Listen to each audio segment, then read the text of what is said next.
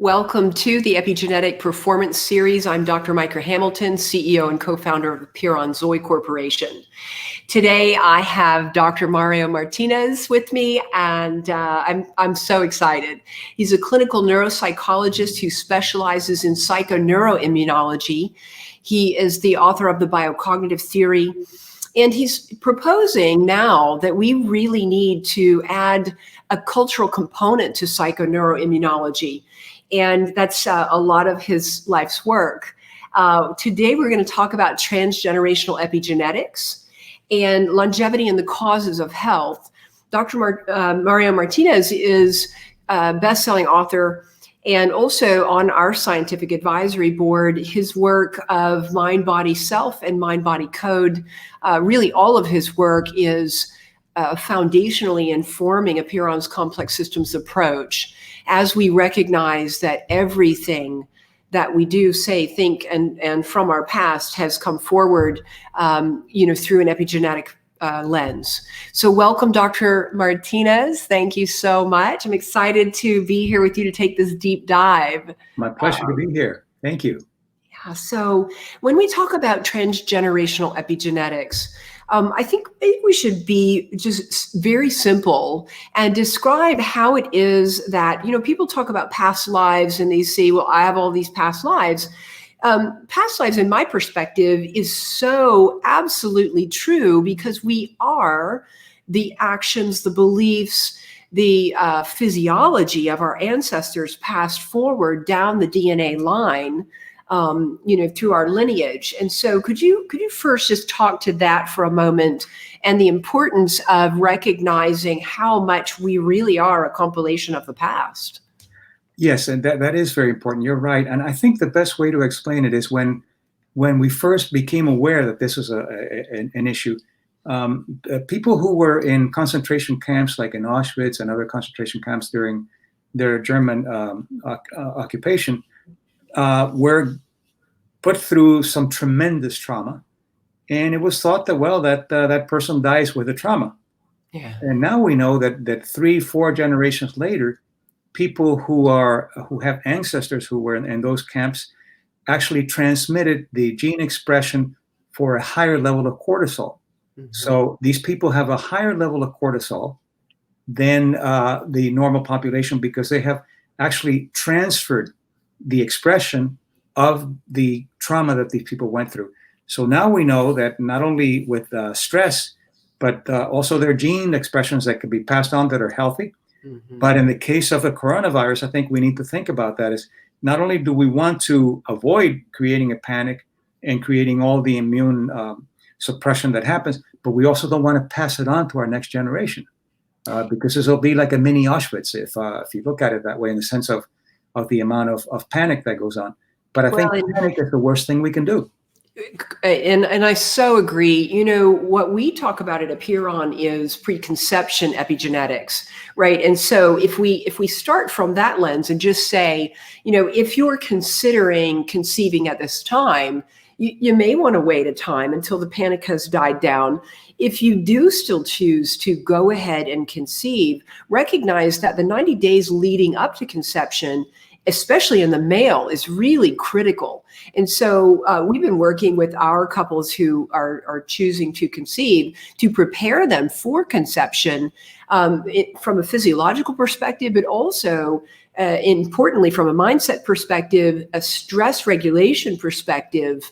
And for the women who are pregnant right now, it's simply this: let's stay peaceful and calm and not pass this chaotic, stressful kind of experience right now onto that child. I think that's probably one of the biggest tips that we can give is stay in peace right now if you are pregnant, right?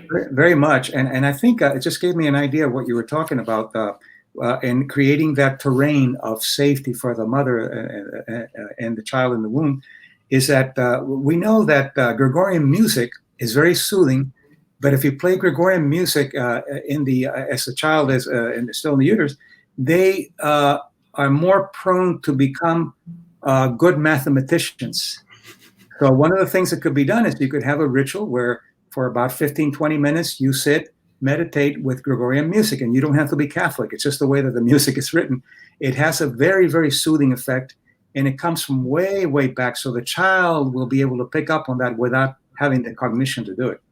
And that's so wonderful. So this is actually the mother listening, and it's important to distinguish this because there's a wonderful book called This View of Life. In that book, they actually looked at the babies who were the Mozart babies, where the mommies were putting all of the things on the belly, and they found that it interfered with the developmental stages.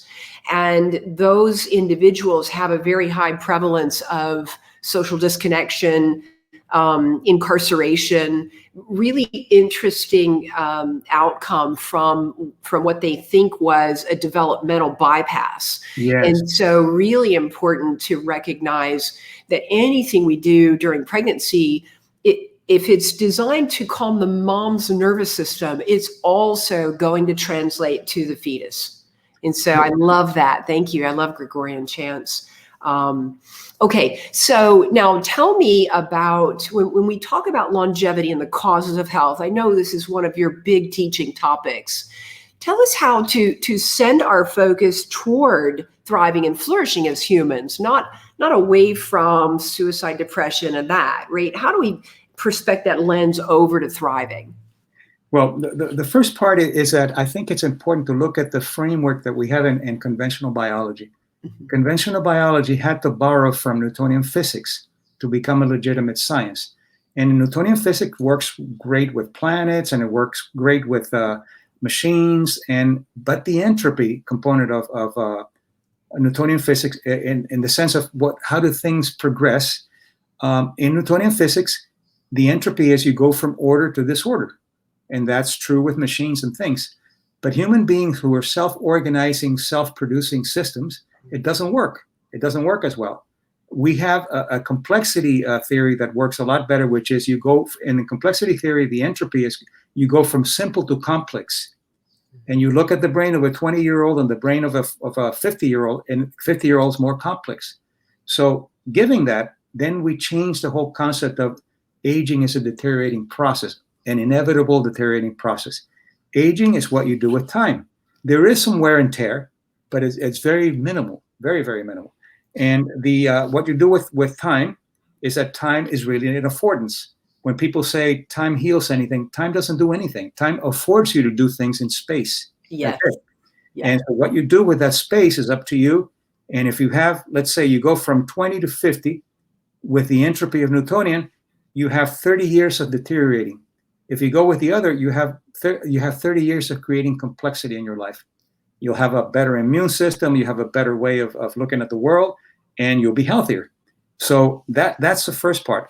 So knowing that, then what I did is I studied the centenarians all over the world, especially the blue zones and not blue zones, to see what was going on. And at first I thought it has to be just a genetic thing. In neuropsychology, I learned genetics, and that's how it is.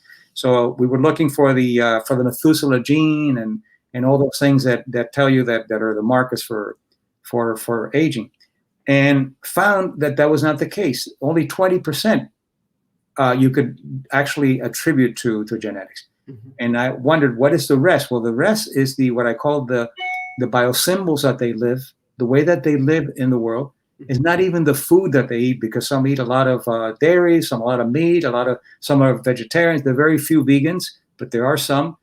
And then I had to come up with a way of looking at, okay, what is it? How is this possible? What's going on with these people? And that's when I began to look at the causes of health. Mm-hmm. What do these people do to trigger the causes of health? And what they do is that they actually, for example, have good social connections. They have rituals in their lives, which are really powerful immune enhancers. They have, I was mentioned that this woman in Cuba, 102, I went there to study, and I didn't know at the time about rituals. So I asked her, what are the things that you do that have meaning for you, that connect you with the culture, and that you can look forward to it? And she said, well, I have a shot of rum before I go to sleep. So I thought, well, it's got to be the Cuban rum. So after a while, I realized that it's the ritual itself. Because and what's interesting about the rituals, they never abuse the rituals. I would ask him and try to push him. Well, why don't you have another shot of rum or another cigar in the morning? Another one said, no, that's all I need. So the ritual is something that is so embracing that you don't need to abuse it.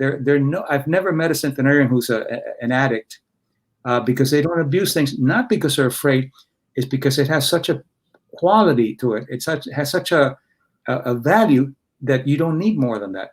For example, if you're drinking wine and you could drink a whole bottle of wine, or you could say, I'm going to have a glass of wine and I'm going to see infinity in this glass of wine. You finish dinner and you still have some wine left. So it's a perspective that you make. Well, I do that sometimes to not drink too much wine. But so the causes of health are connection with family. What is the opposite? Isolation. Isolation causes all kinds of problems. Breaking bread with family or with yourself. And people say, well, I live by myself. I live by myself, and I always have candlelit dinners every single night. Me too. I don't live by myself, but I have candlelit dinners. That's how it is. So, breaking bread with family or with self without the aid of digital games or never watch television, because the brain doesn't know that it's not happening. Cognition knows. But if you're watching some kind of adverse kind of a film or some rape or an earthquake, the brain is recording it as if it's actually happening, even though cognition knows that it's not happening. Another cause of health is forgiveness. They know how to forgive very well. I remember that I interviewed one who had been during the Soviet Union. He had been he was Estonian in one of the concentration camps. And I asked him, what do you remember about it? Which is a way of getting out their goggles that they look at the world. What do you remember about it? And he said, well, I remember that I met a really, really good friend there. He was a Soviet officer. He was my age. He was 19. And he would slip some food under my cell, and we became great friends. That's what he remembered, humanizing things. And then I said, but see, they're not Pollyanna. They don't say, oh, everything's wonderful. I loved it. He said it was hell being there. And he said, but the funniest thing that happened is that when I got back and they let me go, my mother was very upset with me because I couldn't write her. And she said, Mom, the army didn't allow me to write. I couldn't write. And they both started laughing. That's the memory that he has of a concentration camp. And he was one of the few survivors in the area where he was incarcerated. So not only is it a good thing to deal with, but it's immune enhancing because you reframe it in a way that's not Pollyanna beautiful, but is what is the humanity that I can find here? And Viktor Frankl, same thing. He wrote his book on therapy about the time that he spent in a Nazi concentration camp. Another cause of health is the ability to experience compassion with yourself and with others. And that, as we know, compassion increases IgAs, which is the antibodies that fight upper respiratory viruses. And I'll talk about the technique on how to do it, actually. So they're able to experience compassion. They have a good sense of humor. They don't take themselves seriously. And one of the most important is that they think they have all the time in the world to do what they're doing. And now there's some research that shows that the way that you see time, whether you're elongating or shortening time, will affect your longevity. And, I call that time dilation because we have an opportunity to not perceive time in this 24-hour clock, limited 7-day-a-week kind of thing. And I think one of the things you talk about is being a novel thinker. I think that when you move into this state of being, time doesn't make sense to you anymore. In fact, it's like you don't know what time it is, and you mostly don't know what day it is unless you have something on your calendar that you need to take care of. Now, I think that some people, and I know we've discussed this before, some people think that there's something going on with them if they can't remember what day it is. And I would love for you to describe to the audience what you described to me about this novel thinking where we're actually prospecting it as memory loss, and it's not at all. Yes, I think that what happens, and again, with a complexity model, what happens is that your brain becomes more specific to things. It becomes more parsimonious. When you're a teenager, you'll say hello with all your hands and like that. And when you're 50, you just nod, and that's enough. It doesn't mean that you don't have the energy. It means you're more parsimonious. Uh-huh. So what happens then is that the attribution is really, really important concept in biocognition. Attribution is the cost that you give to things. Mm-hmm. So if you're 30 years old and you go from the bedroom to the kitchen and you don't, what am I doing in the kitchen? Oh, I don't know. And you figure it out. If you're 75, oh my God, or if you're even 65, Yeah. dementia. Instead of realizing that the important thing is the memory is registered in the place where you start. And then if you don't pay attention, it doesn't take it to the place you're going. So what you're doing is you say, what am I doing in the kitchen? Oh, let me go to where I came from, the bedroom, and say, oh, I went there to get a spoon. Because we distract ourselves with the noise, the monkey mind that the Buddhists talk about. And then, but here's what happens. What if you begin to attribute it to dementia? Well, that stress will affect the amygdala, will affect the hippocampus, areas actually that affect your memory. So you create a self-fulfilling prophecy. And you go to the doctors, and some doctors, not you, but some doctors will say, well, what do you want at your age? I mean, we do deteriorate in the brain. And then they confirm your fears that are only based on your attribution, based on the model that you're following of from order to disorder. And let's continue this, because I love the opportunity to reprospect the way we speak to each other, the way we think about ourselves. One of the examples that you gave me of how we embed this aging process is carrying the grocery bag, where Grandpa's carrying the grocery bag. Can you talk more about that, please? What part of it? The grocery bag, where the grandchild says to the grandpa, "Let me." Oh, yes. I'm glad you brought that up. That was a study that Ellen Langer did, a colleague at Harvard, and what she did is she was able to reverse the aging markers. Mm-hmm. She had men in their 80s, and she had two groups: men in their 80s and one group, and the other group. The experimental group was she told them, "You coming to this place for about a week to live as if you were 30 years younger, and you're going to have to wear a tag with a picture of you when you were 30 years younger." And the place is going to be like a time warp. You're going to see only things back from so they were watching, in those days, they were watching from the 80s. So they're watching Walter Cronkite and I Love Lucy and all those things. And they couldn't talk beyond a certain year. So they had to live in that bubble. Mm-hmm. And they did all kinds of markers like 1-point vision, strength of grip, and gauge, sleep, all these other things. And the other group, they were told, you're just going here to reminisce, to talk about how things were and see the things that you remember, have some fun. The people that were actually living as if they were in the 30 years earlier, the change was so remarkable that after 5 days, the difference was so clear that she brought in a team of people who were blind to the study to look at the age difference. And what she did is she took a picture of day 1 and day 5, and they were reversed. And they said, okay, what's the difference in the age of these people? And they went from 8 to 10 years. When they left, when they were getting ready to leave, they were playing touch football. The grandparents that couldn't even walk and take their groceries. But what happened is that they didn't control for the deteriorating effect when you get back to the culture and they put you back in the portal. So grandpa will come back and he's carrying his own bag. And he said, hey, Grandpa, I'm glad to see you. Let me carry your bag. No, I got my own bag. No, can I have some coffee? I'll get it myself. No, Grandpa. And they admonished him back into being an old man within 6 months. And by the way, the other people didn't get any better, and some of them got worse because they were reminiscing about something that will never come again. So and it's very important. We definitely have the power of perception to truly control the way we show up in form and the way we, I think age is an interesting thing, because everything is around a magic number. So we retire at 60. That makes zero sense, especially as we're going to be living longer.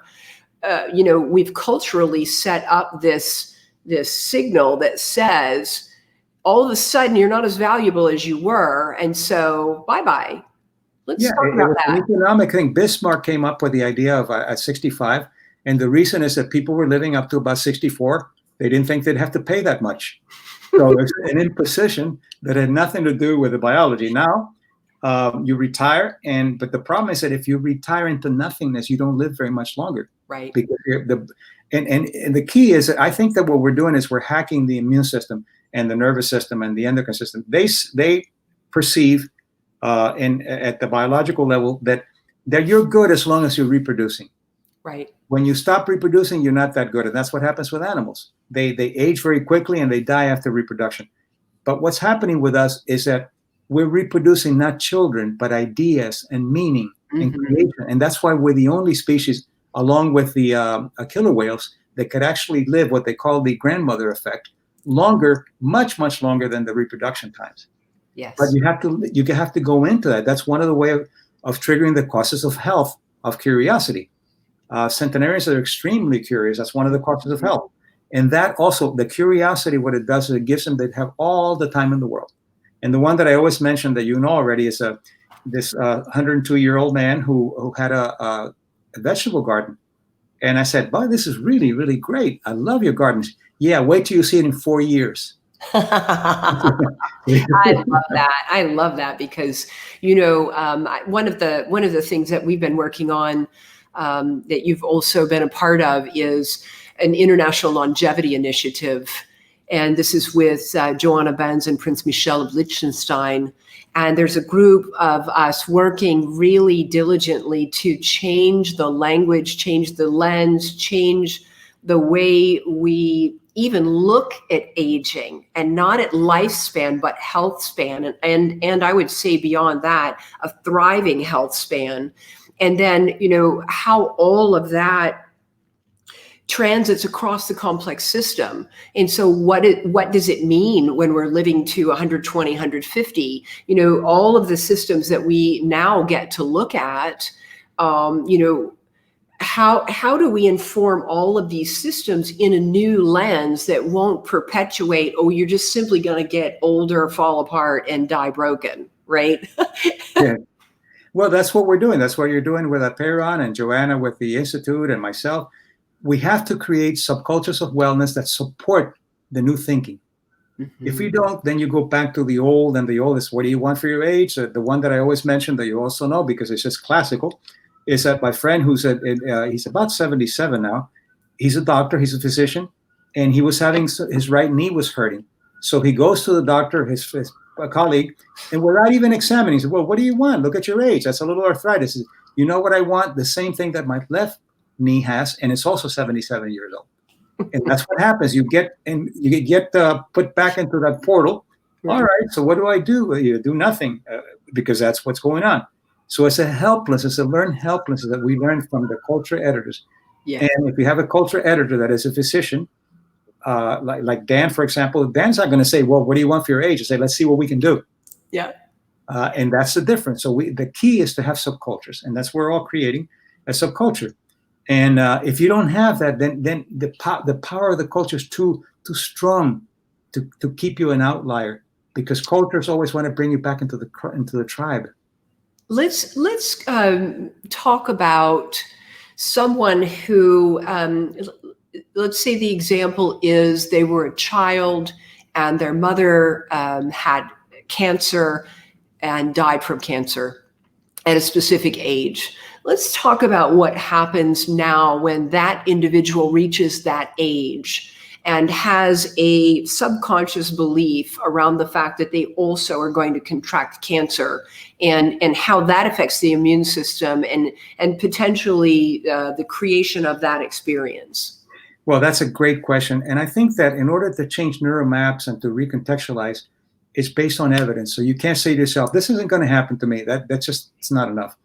But what's happened with the mother? Okay, the mother may have passed on the propensity for cancer because there's a propensity in the family, but only a propensity, not a genetic sentencing.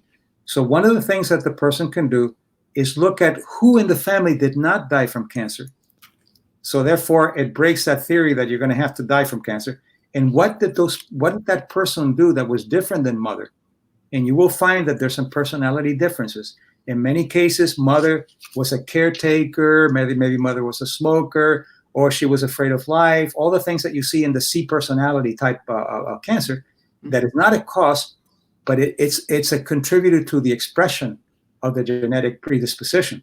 So that's one of the first things they can do. And second, begin to look at people who are older and do not have cancer, even out of the family, so they can see models of what it could be, and prepare and ask himself, what can I do to trigger the causes of health, and what can I do to get away from that panic that will actually sentence you to feel that at 50 you're going to have to die because your mother died at 50. That's it. It's a myth. It has some and the reductionists will say, well, look, here's the evidence. Right. Mother died of cancer. His sister died of cancer. Well, they come from the same culture. They eat the same thing. They believe the same thing, and they live around the same environment. Mm-hmm. So they're perpetuating collectively the expression of an illness. You get out of that, and the collective expression would be different. And so you're basically referring to cognitive bias, and you're saying we can simply choose to see the evidence of those who thrive, as opposed to looking for the evidence of why we're going to get sick and have that experience. That's right, because you need evidence, and the evidence has to be observational, or it can be personal. And that evidence then allows you to perceive differently, and then your default mode, which is the way that we look at the world, begins to change gradually. And then you begin to celebrate every year, not just your 50th year, but every year what you've done. Because why would you have to celebrate being around? There's nothing to being around. What are you doing with the time? So when I celebrate my birthday, if I remember, I celebrate what I have done, not how old I am. Yeah, marking time that way makes zero sense to me. I just go, okay, why do we do that way? It's just because, right, we have all of these cultural things that have gone down the line that we just accept, as opposed to creating our own new experience that equals thriving and flourishing. What else do you think might be, really valuable for people to begin to shift their lens into this new way of really thriving? I keep saying that, but it is thriving. That makes sense. Yeah, there are two things. First, to look again at time as an affordance. And sometimes people will say, look how bad 2020 is so far with the corona, and look at all. Well, all that's happening is that we gave it a 2020 measure of time and space, and something's happening in time and space. That's it, independent of 2020. Something's happening in time and space, and you take care of it. That's the first thing. You take care of that. And second is that we have a tendency, what's called in psychology, cognitive strings. We tend to tie things that are negative one with the other and assume that they're related. So there's the coronavirus, and there's this, and there are things that are related. There's no question that the economy is related, but then you fall and you break your leg, and here we go. Here's another thing. You create you string things out, and then you say, what a terrible day, what a terrible year, what a terrible month. You cut the strings by beginning to see the disconnection between the two things. And what am I going to do with the coronavirus, and what am I going to do with the economy? A lot of good things are happening now. People that are having to work from home, many companies are finding that 20% of the people don't need to work at wherever they are. It's not bricks and mortars anymore. They work from home. So a lot of advantages if you look at it not as a crisis, but as an opportunity to gain some things that you can use for the rest of your life, not just during the corona crisis. Yes, and we're. I just had a meeting with Meg Foley, our performance psychologist, and we did a deep dive into ways that you can consciously construct your new process moving forward. So many of us have had these really long lists of exciting things that we've been wanting to create.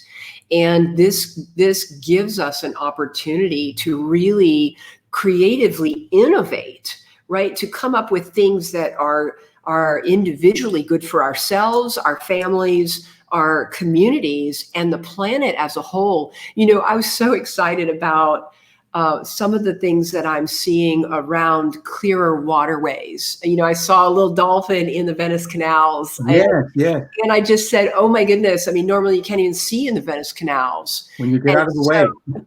right? Yeah. And just the cities are getting cleaner and cleaner because we're not constantly dumping all this stuff on it. So I think, the carbon footprint that this planet has been experiencing is completely changing in this small amount of time. Now, I'd like the virus to just die out in the next 2 weeks, because we're all smart and we all make really good decisions to not continue to spread it. I'm wondering if you have any insight into the people who are choosing to ignore the potentially serious nature of this, saying it's not a big deal. I'm going to continue to work. It doesn't matter what anybody says that I have to do. Those kind of things. Do you have any wisdom on that? Yes, but let me mention something before what you were talking about, changing the terrain.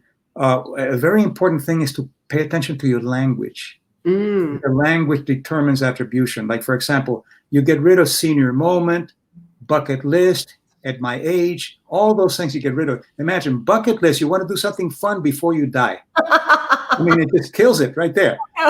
So the language that you speak is the language that you live. It becomes your biography, becomes your biology. Yes. So that's the first thing. But I think what needs to happen is that what these people are doing is that they're doing what we call in psychology a reaction formation. Okay. The opposite of what they really feel. So, for example, if you hate your mother, you overly love your mother to compensate for the hatred. So what they're doing is, to deal with their fear, they go the other way and they try to become invincible. They try to do things, the invincible, because it's really a tremendous fear. So one of the things to do is to actually explain that. And second, you're doing this and you're doing it in a way that is really not helping you and is not helping other people. Right. But the most important thing is that, what are you avoiding by continuing to be at work? There's an avoidance also. What is it you could do if you don't have to be at work? And these people are usually ones that over-identify with their work, with their titles, with their money, with whatever. And this would be a great opportunity for them to go back to the cave and rediscover the cave and gradually let go of the things that are so important to them in their lives that could actually kill them. Well, and I love that. It's beautiful insight. Thank you so much, because I'm watching really interesting things, even in, Dan and I have 5 boys, and a few of them are at university, and of course the university just closed, and we were talking about where would you like to be, right? If we all make the decision together to be in isolation. We certainly have, and our offices have been closed for at least 10 days. And I got a statement like this, but Mom, they're not going to shut down the runway. I mean, the freeways. It can't shut every freeway. I'm going to get to go where I want. And I had to point out. I said, but it may come to the place where it's a really good idea to stay still, so that we're not exposing others to it. And I think there's just maybe it's the invincibility thing that you talked about, but it seems like is that in a younger generation, and is that just simply what we've always done as a younger generation? Yes, and I think a couple of things. One is that when you're that young, you feel invincible. Yeah. But also you're very external. That's why you have the texting and you have the externality. You have to be doing something outside. And the worst thing you can tell them is that you have to be still, get out of the urgent present, and go into the cave. That's like sentencing them to prison. So that's an opportunity to learn, to get out of the I self and learn and go into the cave and find out what you can do. Wow. Yeah, that's really amazing. Thank you. Any other causes of health that you'd like to share? This is so much fun.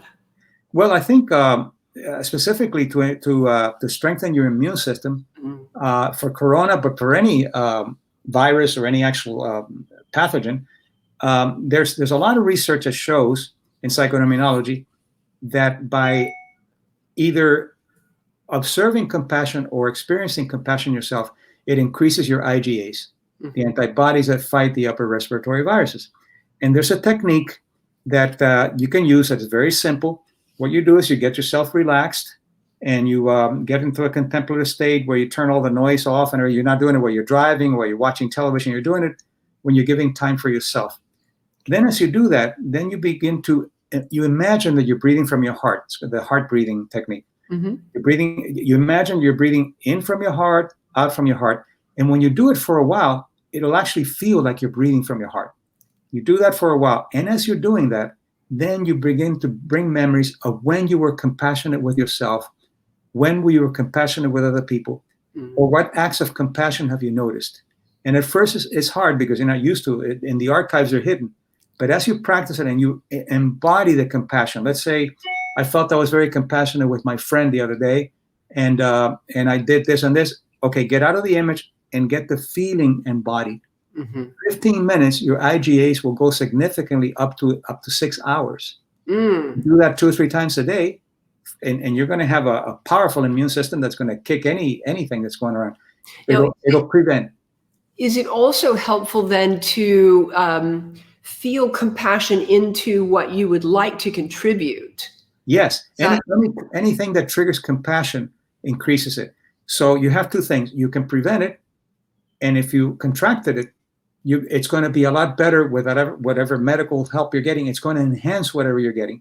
But yeah, any kind of consciousness of compassion, and to increase it, you can actually do acts of compassion. How can I be compassionate with myself today, or with a friend, or with whatever? And I'll give you an example that I really felt really very good. There's a doctor, physician in Venezuela, who went to Uruguay when I was doing the diplomates. I was doing diplomates in biocognitive psychology. And it was very difficult for him to leave the economy and the system.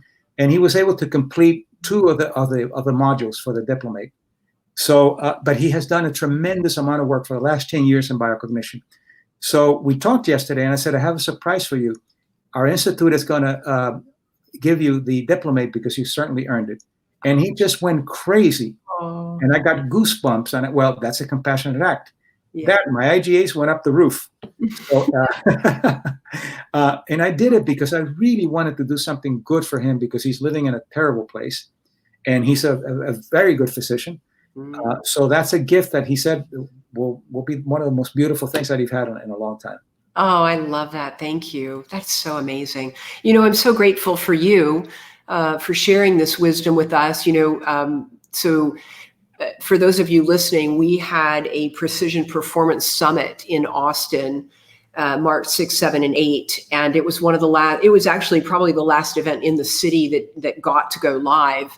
And Dr. Martinez came and taught our group. And I'm still getting emails and feedback from that group of how much your wisdom touched them. So I'm going to pop up your website, biocognitive.com. I really strongly encourage you to go to Dr. Martinez's website. It's got incredible information there. Dr. Martinez, is the coronavirus, the panic coronavirus article that you wrote on your website? It's on my Facebook page, or you can go to medium.com and look it up. But I think the easiest would be facebook.com/mind body culture. That's my page, and it'll be there. You can look for it there and I'll put that in the notes, in the show notes as well. And then the my two top favorite books, I love them all, but Mind Body Self and Mind Body Code. And you can get these on Amazon. I'll also put a link to those books in the show notes. We're just so excited about you contributing to this. Before we sign off, we did as a team the other day, we did a 3-2-1 immune.com. It was a free webinar on complex systems approach to strengthening the nervous system. Very good practical tools and tips for you to, consider as we're doing this. What we have right now is the opportunity to really establish new patterns and processes in the way we inform this complex system to thrive and flourish. Everything we do to promote immune system strengthening is so valuable, not just at this time, but all of these strategies that we lay in. So, action over time equals sustainable change. Everything we lay in now is going to inform a very healthy future. So it gives us a time to really go internal and go, what are the things that I really want to do to strengthen my system, to be more calm, to be more centered, to be more connected, to communicate in a very precise way where our language really tells a story of what we believe, right? Dropping out words that are not beneficial to ourselves or in our conversations with others, and just so many wonderful things. Dr. Martinez, thank you. So love you, and am grateful for you. My pleasure. I think I have like lots of IgA increase today because of our conversation. Me too. I want to leave with one quote. The Buddhist, when you're in crisis, think about this. They say that the storm will never outlast the morning.